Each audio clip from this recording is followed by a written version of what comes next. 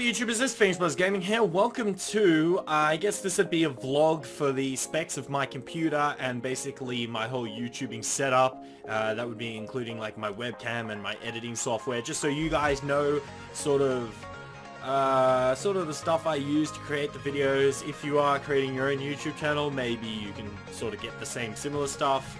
A lot of the stuff I got in the early stages of my YouTube channel did help, and the reason I got them was I sort of had the idea that I would try and make the YouTube channel look as professional as possible as early as I could. Alrighty, getting down to business. Now, the processor of my new computer is an Intel Core i7 5820K 6-core, and it runs normally at 3.3 gigahertz. It can turbo up to 3.6. I've seen it overclock to like over 4. It's pretty freaking awesome. I'm pretty sure there may be a new one out, so I got a little bit impatient and I bought it straight away because I want this computer running. I mean, it's just freaking amazing. This thing runs really efficiently, and because of the cooling system, it's super cool, therefore it runs even better. It's just awesome. Let's go to the graphics card. I have a Gigabyte Radeon R9 290X 4GB WindForce. I just basically went all out on the graphics card. I think it cost me like 600 bucks. I don't know, just decided to chuck monies at it, and I just want to be able to play any game that I can with the best graphics possible, because I'm sick of playing games and basically putting them down to the lowest setting. Especially for recording, because I use other recording software while playing. You know, that would limit the ability that I could have with the game. The RAM I'm using, I also got a little bit impatient with this one as well, because I was trying to order a Ripjaw DDR4 RAM, but it was just taking too long. I had waited 2 months for this RAM and it hadn't shown up. So I just talked to the guy and said I'm getting my refund back. I got my refund and I bought OC Corsair Vengeance, 16 gigs of DDR4, and yeah, it's just amazing. You know, I've benchmarked my computer using these softwares, and I just basically haven't been able to get over 3 gigabytes of RAM yet. I haven't really sort of gone Minecraft. I probably will, like, just basically run Minecraft as far as I can get it and see how much RAM that'll use up, because yeah, it seems that DDR4 is just super duper efficient in the way it uses it.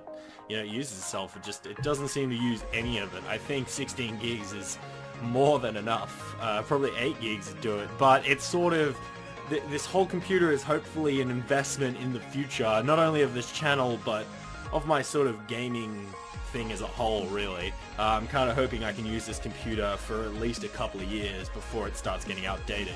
The motherboard is an MSI X99S SLI Plus LGA 2011 to 13 model, is that what that is?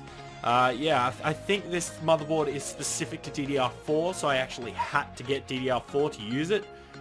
It's just, yeah, that was something that was sort of inconvenient, but at the same time I really wanted, because I just wanted shit that was just really good.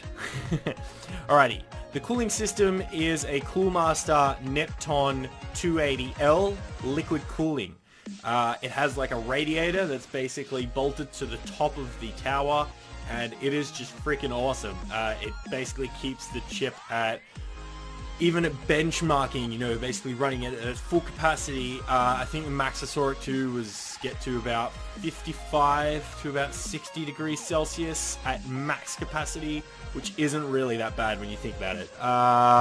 The power supply is 850 volts. It says here gold fully modular power supply. I'm not sure if I needed that strong of a power supply, but again, I just went for it because I basically want enough power in the computer to supply whatever I want, fans, lighting, the entire Shazam. So I went overboard with this computer for a specific reason, because in the future, if I want to add stuff or remove stuff, I may need it. And basically, yeah, I'm just investing now so I don't have to invest later. The case is a NZXT.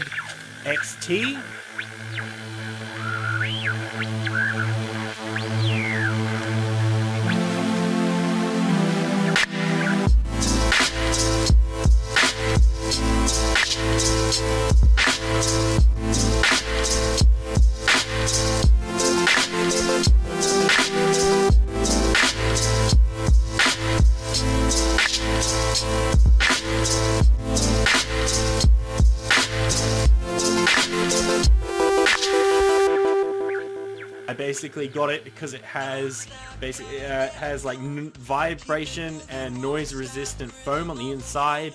It has really effective cooling systems using, I think, 3 fans on the front. I have 1 fan on the back, 1 fan on the bottom, and then, like I said, I have liquid cooling in there as well.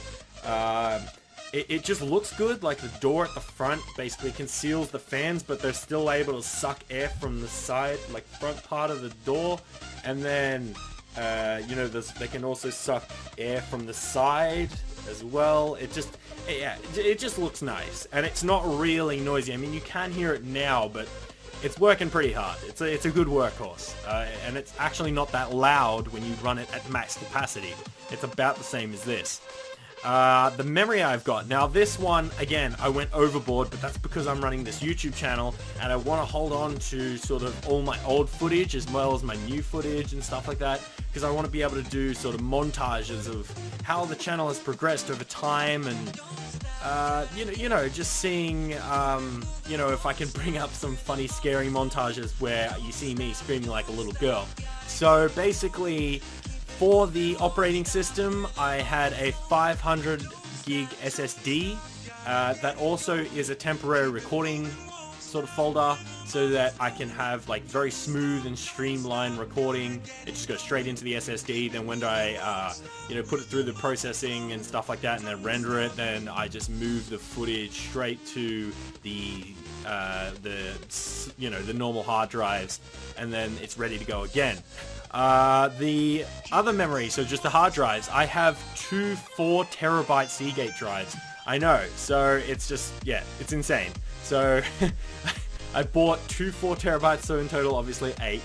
And again, they're sort of just for video storage. And also there was basically a dream I had where I would be able to install every single game on my Steam library, library, I don't know, whatever, and be able to play it at any time. I wouldn't have to re-download shit. I wouldn't have to do it. I'd just click and I'd play. Okay, that's what I wanted. So with the 2 4TB hard drives, I also have the 2 TB hard drives from my old computer as well. So in total, 10 terabytes of standard hard drive, and then 500 gigabytes of SSD. Right, now for my webcam, I'm using a HD Pro webcam C920.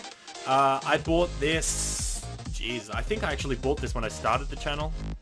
Yeah, that sounds about right, I think, because I don't know how I would have recorded it otherwise.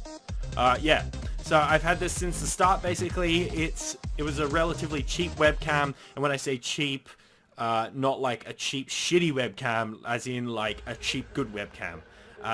It shoots, it says it shoots 1080p, but like I think it takes 1080p sort of pictures, but I don't know how to get footage like that. It doesn't really matter because I take shit in 720p, so I don't really need that. But yeah, it's just a really good quality webcam. It does screw up every now and again, but so does everything. And yeah, like I said, it's relatively cheap for something that's decent or good. The microphone I use is a Blue Yeti. Now at the start I had a Behringer, it's like a German brand I think. Behringer, I don't know, C1. Now that's a really good microphone. It's sort of technical. It's pretty good. I didn't know how to use it. That's why I got rid of it.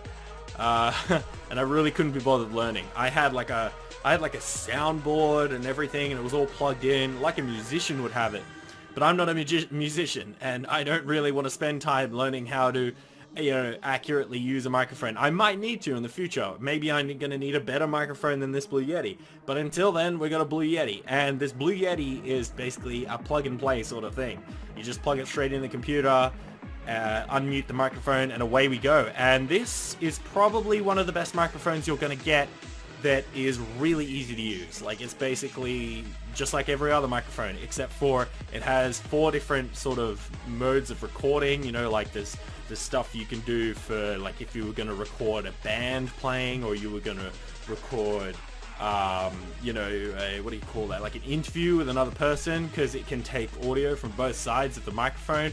Or there's the mode I'm using now, which basically allows me to just project straight into the front of the microphone, and it like removes sound as much as possible from the outside. And then I'm pretty sure there's another one. I think it's just a general overall, like a conference sort of gig. I've never used it. I don't need to. I don't conference, so I wouldn't really know. Anyway, as for the editing software I use, for the majority of my videos, I would be using Camtasia 8. It's just extremely easy to use. It's very basic. Camtasia Studio 8, by the way. Yeah, it's just very easy to use. Basically user-friendly. Yeah, I mean, I have Sony Vegas 13. It's just that I have used it and I made a video out of it. It's just that it's a lot more complicated, and I'm sort of learning how to use it as I go, and that's what a lot of YouTubers do, is that they basically progress over time with all their techniques and software, and basically everything they do in general